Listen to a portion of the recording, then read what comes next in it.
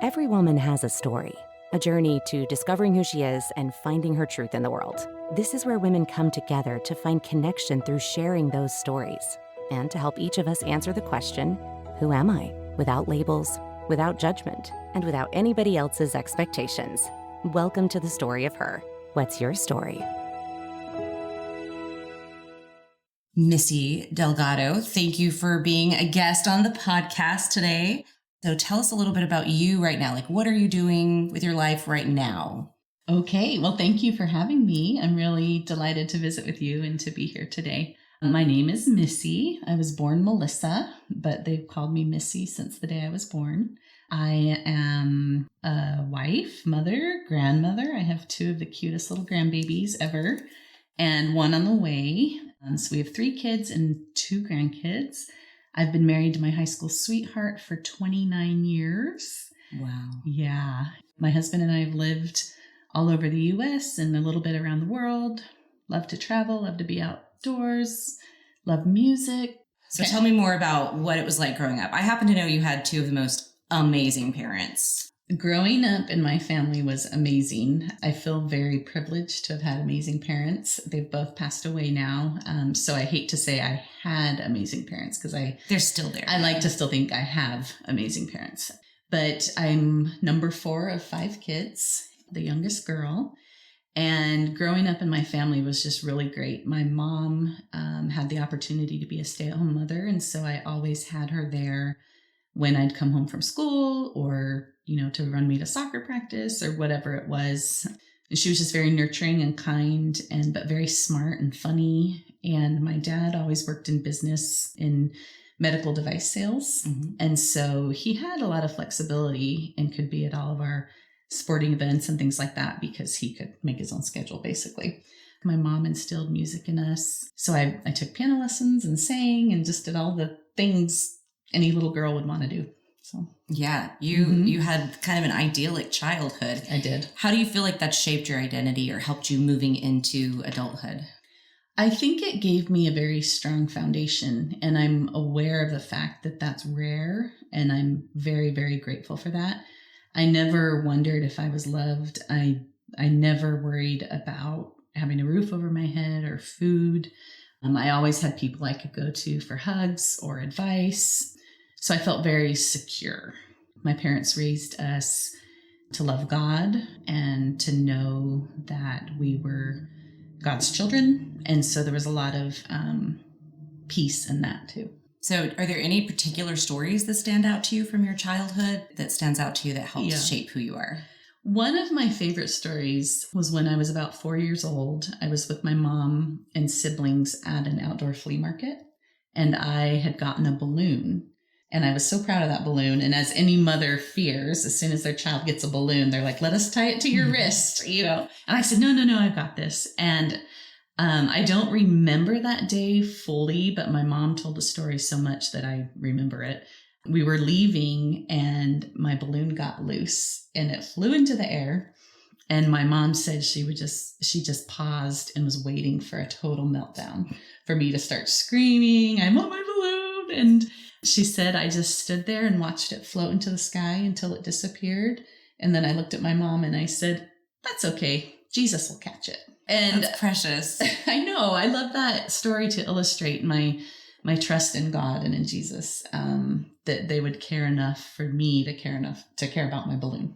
Yeah. Of course, we know now as adults it popped and floated away. So. Right.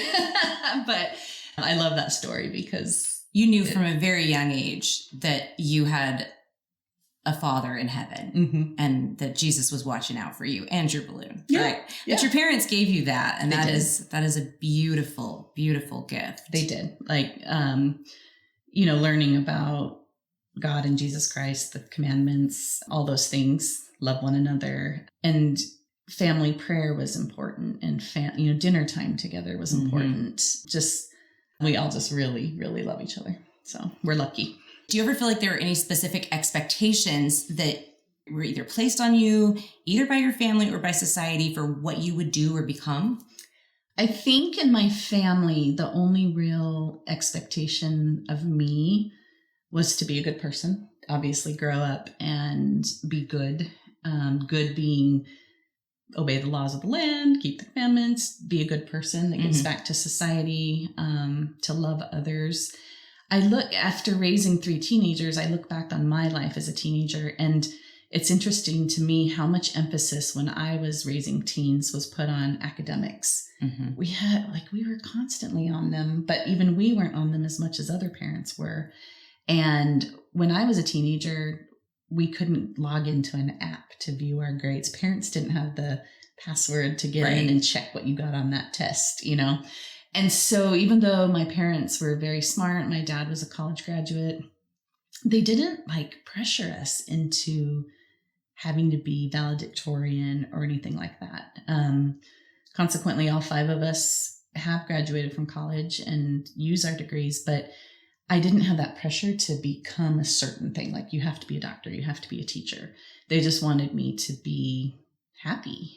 Looking back, I think the only thing that was really expected of me culturally within my family was to find a good man to marry and have a family. But that was also one of my goals. And probably because I was raised that way and had a good example of a family that was happy, that's just something I really wanted. And so that's what I did. So high school is pretty famous for its labels. Yeah. Right. And do you feel like you had a niche in high school, or that labels were put on you by other people? How did high school go? I went to 2 different high schools. One was just outside Philadelphia. And then I spent most of my high school years in North Carolina, a suburb of Raleigh. And I did sports and choir. I think in general, I was just kind of a friend of everyone. I think if I had any label, it may have been a bit of a goody two-shoes, kind of, though I didn't impress that on people. I let people make their own decisions and do their own things, but I wasn't one to go out and party, even though I was friends with the kids that partied, but they knew, just don't invite Missy to certain things because she's not going to come. Right. And there's a story of in high school, my senior year, this really popular kid came up to me and he's like, "Hey, Miss," people would call me Miss. "I'm having a party. My parents are out of town. You should come." And I was like, I don't know. I'll see. But I knew what kind of party it was going to be. And I was like, I don't know. I might have plans, but I'll let you know. And he's like, "What's with you? Why won't you come to our parties? You're friends with all of us, but when we party, you don't come." And I just kind of froze. I remember it was biology class. And I was like, that's a really good question. Why do I do that? Why don't I do that? And so all day I just kind of thought about it. That was 3rd period. And by the end of the day, I was just like, well, shoot, I'm just going to go to that party and nobody can tell me I can't. Why not? Why don't I go? And I remember it was math class. And so I pulled out a pencil out of my backpack, and the brand of pencil was Integrity. And that was the brand of the pencil, not like a pencil I got from church or from a bookstore. It was just Integrity pencils. And I sat and looked at that brand, and I just had an overwhelming feeling of, that's why, because I have integrity. So I didn't go to that party, but still friends with all the kids because I think they respected my choices and I respected theirs. Yeah. I love that little moment for you that helped you understand who you were and why you didn't go. Because you said you were questioning, well, why don't I go? Why not? Yeah. I mean, I was 18 years old and I was like, is this just my parents? Am I just repeating the things they say? I'm old enough. I can make my own decisions. Isn't this something that I can just decide to go? I don't need to do X, Y, and Z, but I can go to the party. And it was just a little, some people call them tender mercies or little answer to prayer that pencil said Integrity. And I kept that pencil for so many years. Did you? Yeah, but that story is really one that sticks out to me from my high school days. We also have Missy's daughter, Kate, here. Hello. And tell us a little bit about yourself really quick. Yeah, so I'm Missy's daughter. I'm the youngest of her 3 kids. But yeah, I'm happy to be here. I loved her take on this. What's the difference between roles and title or labels and titles? So if you want to share. Sure, yeah. The nature of a label, if you think of a label in real life, it sticks to something. And so oftentimes I feel like labels are something that are stuck onto us, whether we intend for them to be stuck to us or not. But then a title is oftentimes something that we acquire or something that we accept for ourselves. A sport title, like a wrestling champion or something like that. That's something that you earn or that you acquire. And so I just thought that that difference was profound, that one is something that's kind of put onto us and one is something that we kind of accept for ourselves. Are there some labels or titles that you have that you wish you didn't, or some that you have that you love? I mean, I think I'll start with the positives. Yeah. I think like some of the titles that I really love are like the title of friend, that I feel like I can say confidently that I've been able to be a good friend to those that I've become acquaintances and friends with. And I think that that's a title that I hold proudly and that I want to continue to hold on to proudly. But then as for labels, I mean, I think like in my family, similar to my mom's upbringing, there hasn't really been anything that's been like pushed negatively onto my siblings and I. And so I think from like a family source, there's no real like negative labels that have been put on me. But I do think that like from peers, perhaps like in college or something with roommates or things like that, I think I can relate to my mom with the goody two shoes label, not wanting to go out and party or not wanting to, do X, Y, and Z. And, that might maybe someone's perception of me, but that's okay. Like we all have our own opinions and perceptions of each other. But yeah. It seems like labels might be more other people's perception of us versus a title might be more the reality. Mm-hmm. I know when I was in high school, I was really, really, really smart. I got really good grades. I was really smart. Well, I got to college and I still got really good grades, but I wanted to get to know people and have fun. And I was very social. And apparently I was very ditzy. And so I acquired the label of airhead, and people had no idea I had straight A's and that I had graduated number 6 in my class. Like I got that label, but it wasn't anything about my reality. Have you experienced anything, either one of you, anything like that, where you got a label that was so off who you were? For me, I'm blonde. I was born blonde and choose to keep the blonde as an adult.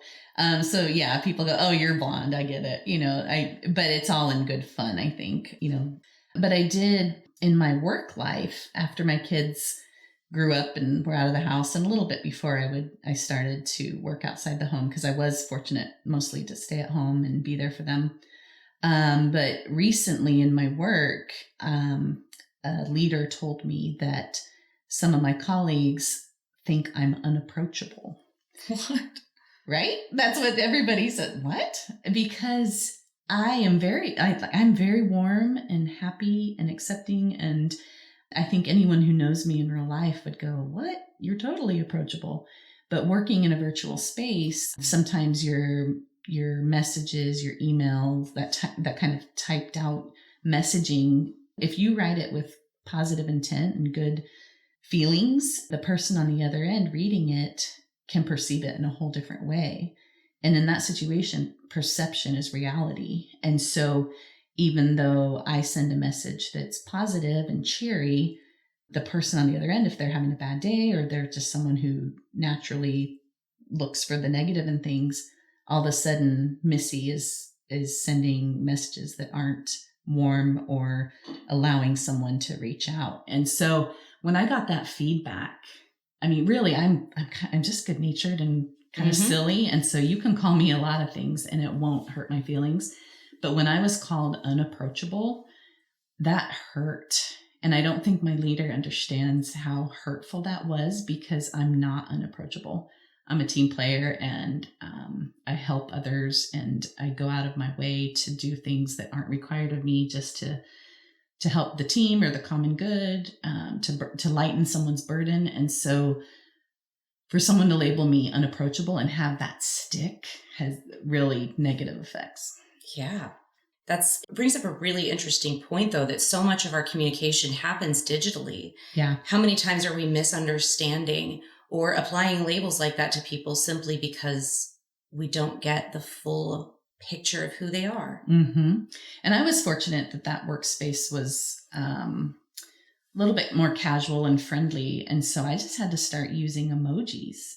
It's kind of, some people listening will go, "Oh, that's totally Cringe or immature, or, but certain sentences, when you write them out, you can understand that someone could misconstrue that. And so I became the master of the smiley face or goofy face, whatever, or a meme or a GIF to just convey to them that there was no ill intent in this message. Like, this is just business or just me being friendly. So it does help. So hopefully, if you find yourself in that situation, you can use emojis because they are helpful. Yeah, they are. I think they're great. Yeah, I love them. So maybe there is some age barrier as well, or generational barrier between younger coworkers who might not recognize some of those things. Yeah. How about you? Anything else that pops into your head? I mean, while both of you were speaking, the one thing that kind of came up in my mind, at least about like labels or boxes that I've been put into, there have been some instances in my life, like during college or during like professional endeavors, where I've been kind of put into a box and kind of told like, oh, you don't need to accomplish more than what you're doing right now. Or, like, and not even, it's a little bit, I don't know, maybe like when backhanded, or like when you're trying to go above and beyond and do things a little bit better. Or when there's been times where, I try and advocate for myself in certain situations where, no, I can do this and I'm capable of doing this and I have a desire to do this. But then there's people who say, no, like, you don't need to do all of that. Like, you're good here. This little box is what you can do.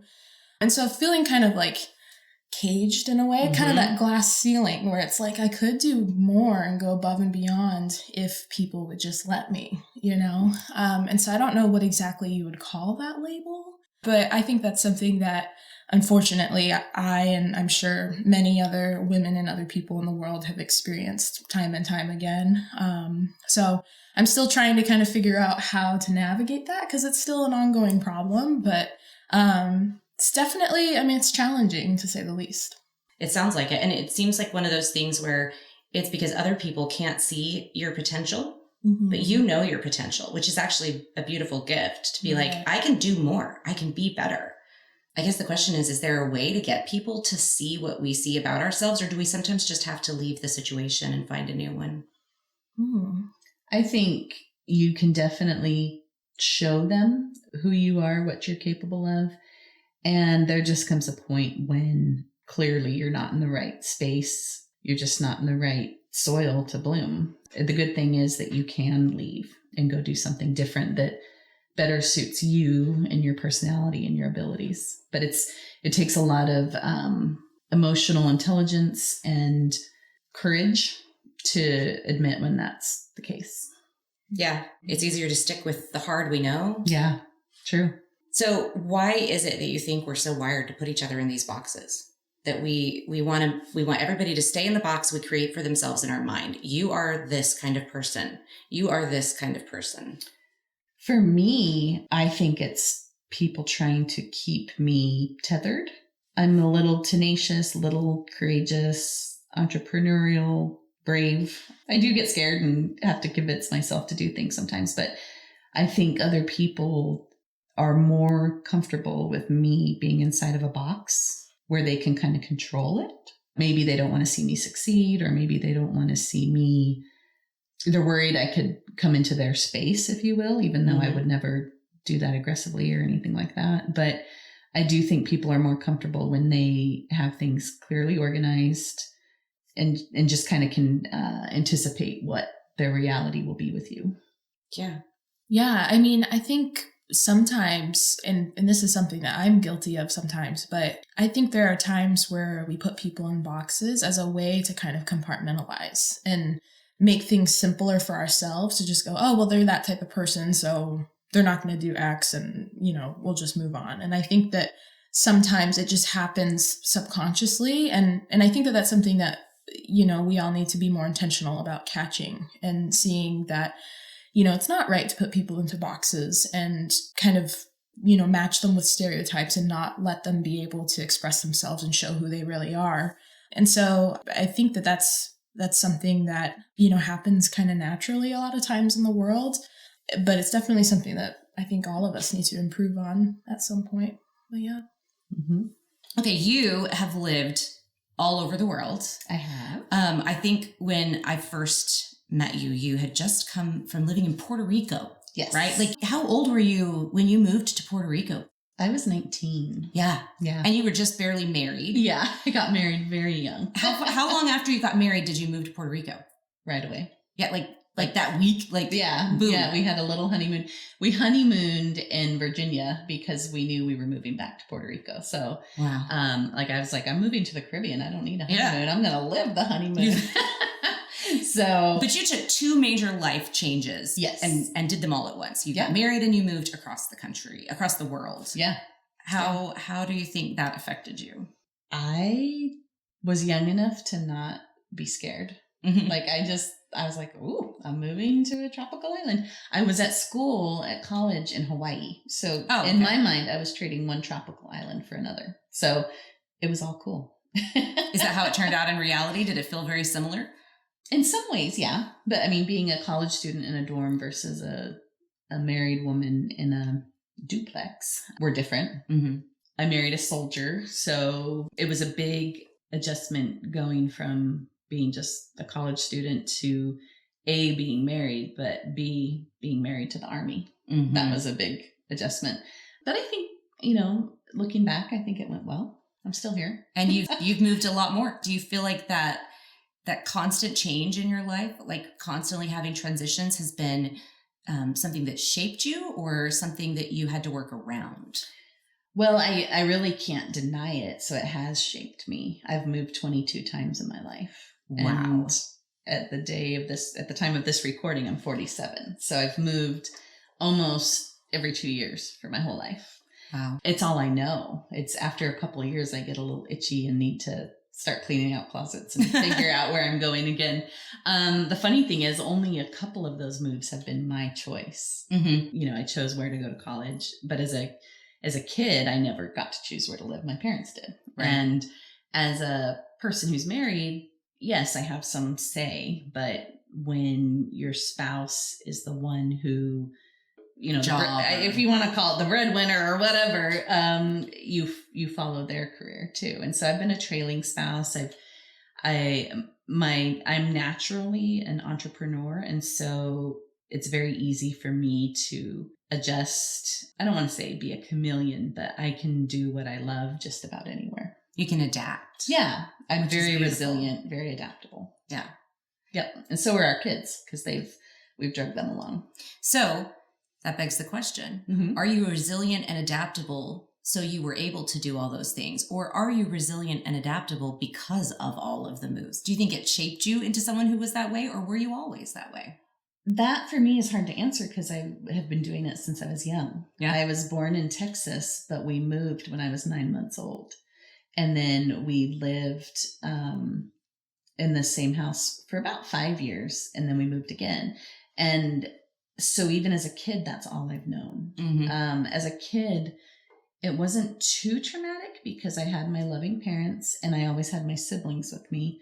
The thing that was most traumatic was like the first day of school, mm-hmm. when you wouldn't have the support of your big brother and sisters, and when you're just kind of there on your own. But so for me, I think it's been a lot of nature and nurture because I did it as a kid and I do it as an adult.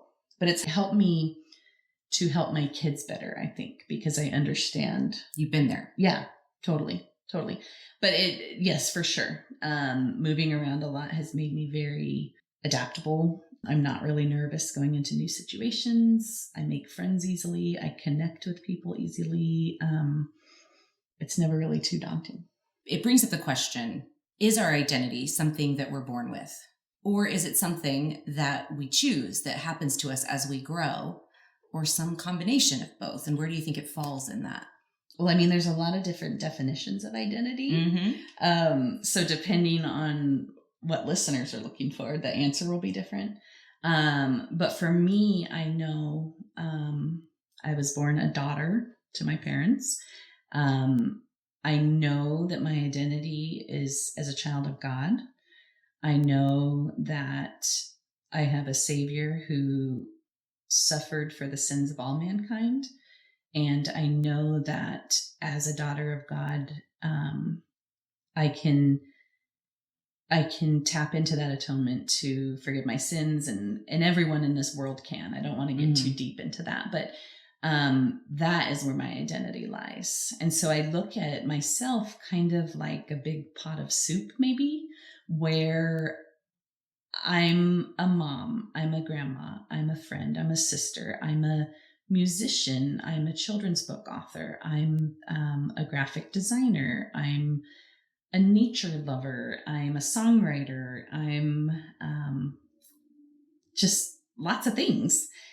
But the one thing that's kind of the piece that holds all those little bits together, those bits of vegetables and whatnot, is like the broth, the soup. And the thing that holds me together is my foundation in being a daughter of God. That analogy is going to stick with me forever. I love it. Yeah, it is what it is. It's the bulk of who I am. You might get a bite of the carrot or the celery or the onion, or I mean, if you get the garlic, that's the spicy part of me. I don't know. But I am just a mixture of all my experiences. I know in school they taught us that America is either a melting pot or a tossed salad. And that concept was always interesting to me, but that's really who I am, because as I've moved around the country and the world, I take the very best parts of what I've experienced. I call myself the friend collector, but I don't really have a better phrase for that. You're a friend I made when I lived in North Carolina, and I've kept. And I've met the most amazing people in each town and country I've lived in that are dear friends who, even though I've moved on from those locales, I carry them with me. Even if I don't talk to them every day or text them every day, they have left an imprint on my heart that has shaped who I am. Their stories, their struggles, they've seasoned your soup. They have seasoned the soup. Yeah, the friend who taught me how to make royal icing cookies, or the friend who lent me her car, her sports car, convertible sports car, after a drunk driver hit our family in our car. All these people have inspired me, supported me, and just been a really integral part of my story. And so they're the ingredients of the soup that is Missy. So I think it's so interesting how you talk about things always with such a positive spin, right? Like, you've been that way as long as I've known you. Everything that happens to you, you can find a positive spin on it. And I think that is the bulk of how you're able to take your experiences and turn them always positively. Yeah. But I just love how you're talking about the fact that we're not just the sum of our experiences, but also the people who we interact with, and that they shape us and help us become new and become different each time that we go through challenges or trials. Yeah.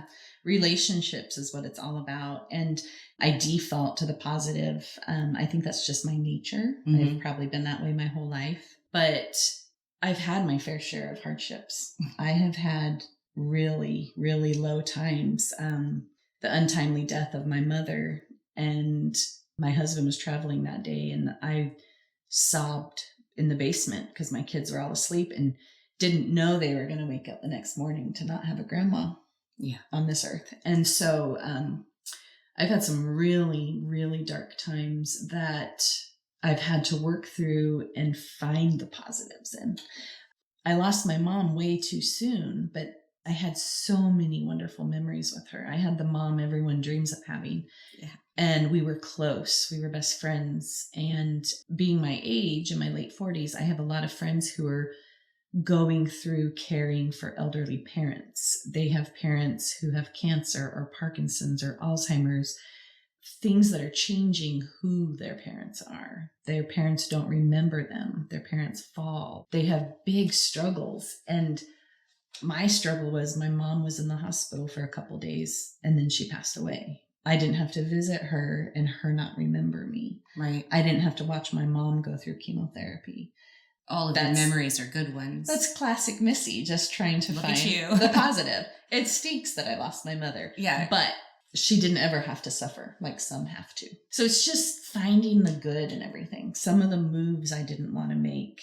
But then when I get there and get settled and make new friends and find new flowers or find new foods, I'm like, wow, this is really cool. You know, I've traveled to 24 or 25 countries and seen amazing things. I didn't know I would love Slovenia so much. I didn't know I would love Malta so much.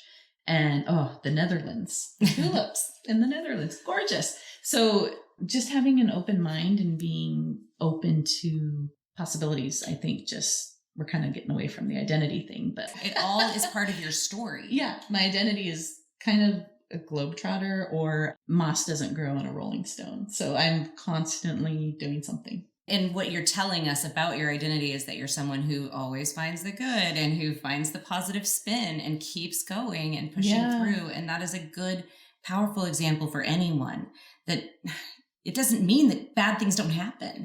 Right? It's what we do with them. Yeah. I mean, do you have any specific advice for someone on how to keep their self-identity through trials? Because it can be easy to lose ourselves in our grief or our sorrow. Yeah. Yeah, it's easy to lose ourselves in our grief or sorrow, but it's also easy to lose ourselves in the good times too. I look at people who have found celebrity status or success or money, and they lose themselves just as much, if not more, as if they were down in the dumps.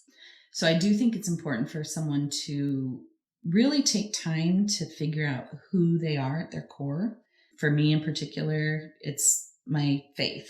If you're not a person of faith, figure out just who you are. Who do you want to be? And live your life authentically to that point. But past that, when you go through hard times, you'll have to lean on who you are or the people who made you who you are. I know if I have a hard time, there's a core list of people who I can reach out to. And even beyond that, there's even a bigger list. Your core village, if you will, really helps you figure out who you are. Yeah, it does. And you've collected a lot of friends. So your village is pretty big. I have. So tell me, have you ever researched your family history? And is that something that's important to you as you discover who you are? I've been blessed with a family that has always taken a lot of pride in our family history. And so I've been raised knowing already who I am based on my family tree. My mother's side goes back to William the Conqueror and Henry VIII. Wow. My dad's side were pirates. I'm related to Aaron Burr. I have like ninth great grandfather who was a Mohawk chief. Wow. So it's just very interesting. I have a heritage of pioneers and people who sacrificed and worked really hard. And I really get into the nitty-gritty of loving doing good work. And I even enjoy a little bit of sacrifice sometimes, which is crazy, I know.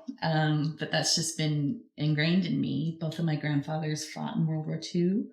And so we have a long history of family members who have served our country, including my husband, which I take great pride in. I consider myself to be a sort of veteran because I have supported him through his career. And I know I haven't personally faced hardship as, from a military perspective, but I have been on that road and dealt with my own battles. So yeah, I think knowing where you've come from and what brave people you've come from help you identify who you are and why you're here. One last piece of advice. Okay. For women who are seeking to know themselves better or to find their voice in the world and get past the labels that everybody else is trying to stick on them. Like, what's your advice for them? Okay. I think going back to who are you, I think it's important to be authentically you and not change who you are based on the environment you're in. So I was born in Texas, raised in the U.S. For a time, we lived in a surf town in California, and then we moved to the Balkans, and then we moved to Ireland, and I've lived in Puerto Rico, and I've lived in the deep South. I've played in a bluegrass band. I have done a little bit of everything, but I've kind of learned if I'm in California, I don't have to be a surfer, but I can be in the surf town. Like, I love flip-flops and I love the sun and I love watching surfers, but I didn't have to surf to be a part of that community. Yeah. And when I'm in the South, I love the culture there. And I'm still Missy, who lived in California, who's lived in Ireland and all those things, that I don't have to assimilate or become that. And a lot of times it can make me feel like I don't belong maybe, or I don't quite fit in, but I do because I'm authentically me. And so our family, because we've lived all over the place, we kind of joke that we have our own language because we've picked up colloquialisms and phrases from the communities or the different languages even. Like we say phrases in Albanian, even though we don't speak Albanian, but we just picked up on those. And so sometimes we'll use a phrase and our whole family knows what that means, but no one else does. Right. Or the other day I was on a Zoom call and I used the word rubbish. I said, well, after you're done picking up the rubbish, and everybody just died laughing. And I was like, yeah, you can tell I've lived in Europe. And so I just have these words that are just, I mean, what word is better than rubbish? Right. And so picking up on and keeping the best of everywhere I've been has helped to shape my identity because I feel like I've just kind of crafted this embodiment of good from everywhere. Find the good. Yeah, like a little tornado of good. Fun fact, I was born in Texas in the middle of a tornado warning. For real. That's For crazy. Real. Yeah. You brought the storm to the world. I am the storm. So you have written the coolest book. Oh, thank you. I bought it for my kids, and I initially bought it for my 8-year-old. Mm-hmm. And then I made my his older siblings read it too. And then we passed it on to other families. So tell us a little bit about your book and where people can find it. Okay, thanks. And why you wrote it. Well, first of all, thank you for buying it. Appreciate it. I've always wanted to write a children's book. I love little people. I love kids. And I always wanted to write a book about emotions or feelings. And I wanted to do it for probably 2 decades, even before people really started talking about emotions or feelings. Thank goodness people are talking about emotions nowadays.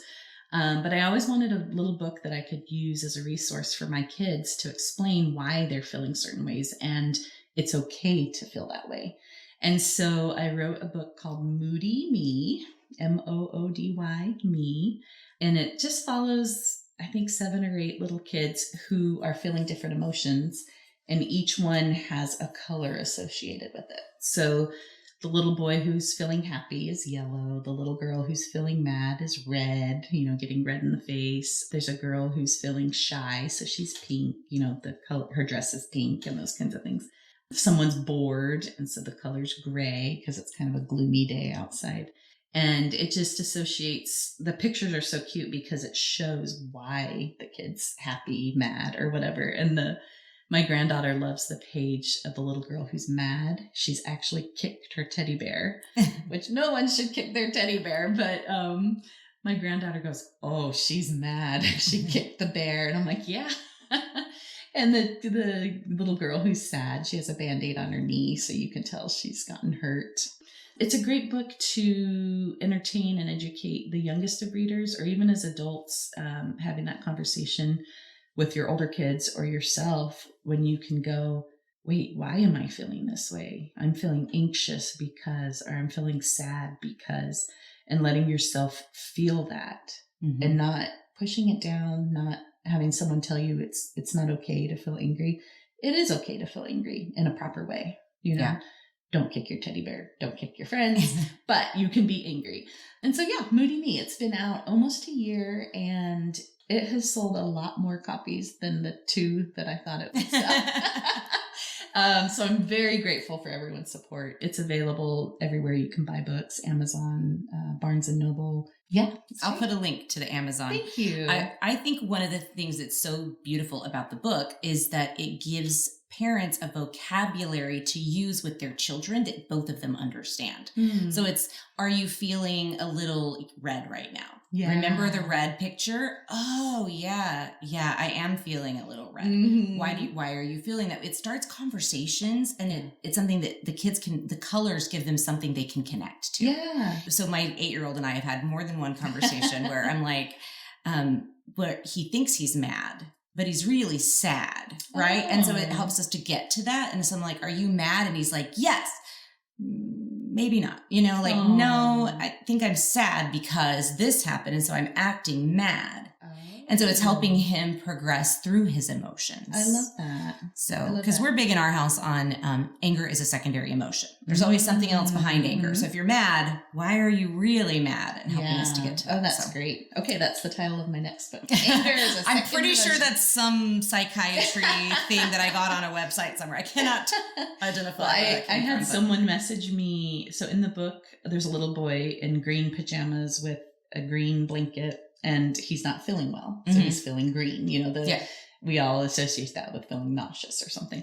And so a person messaged me and said, I love the fact that my son can communicate how he's feeling by the color. He came up to me today and said, Mom, I'm feeling a little green. Aww. And she knew exactly that he didn't feel well. Yeah. And he maybe couldn't articulate. He had a sore throat or a headache or whatever. Yeah. But he's like, I'm feeling a little green. And she knew that he needed some care. And so it's just something I felt prompted and to write, and that was important. And so I'm really grateful that it was published and that it's out there for people to enjoy. Fun fact, the little girl on the cover is supposed to be my granddaughter. Oh, I wonder. Yeah. So I like to tell her that's her. And that's like, you. Oh. Yeah. That's really cute. Yeah. So my second book has been written. It's a little more, it's definitely more of a story rather than like a resource. And hopefully it'll be published sometime this year. That's exciting. Yeah. So where would you prefer people connect with you or find you? I think the best place is my Instagram.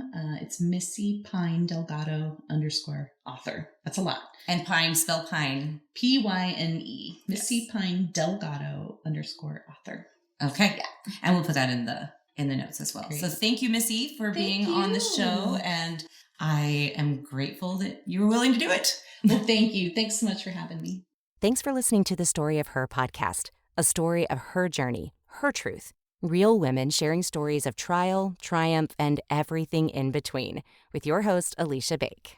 One thing that really helps podcasters reach a wider audience is when you follow the show or hit that like or share button or even leave a review. If you'd be willing to do any of those things for me, I would really appreciate it. I'd love to get this message to a broader audience of women. Thanks a lot.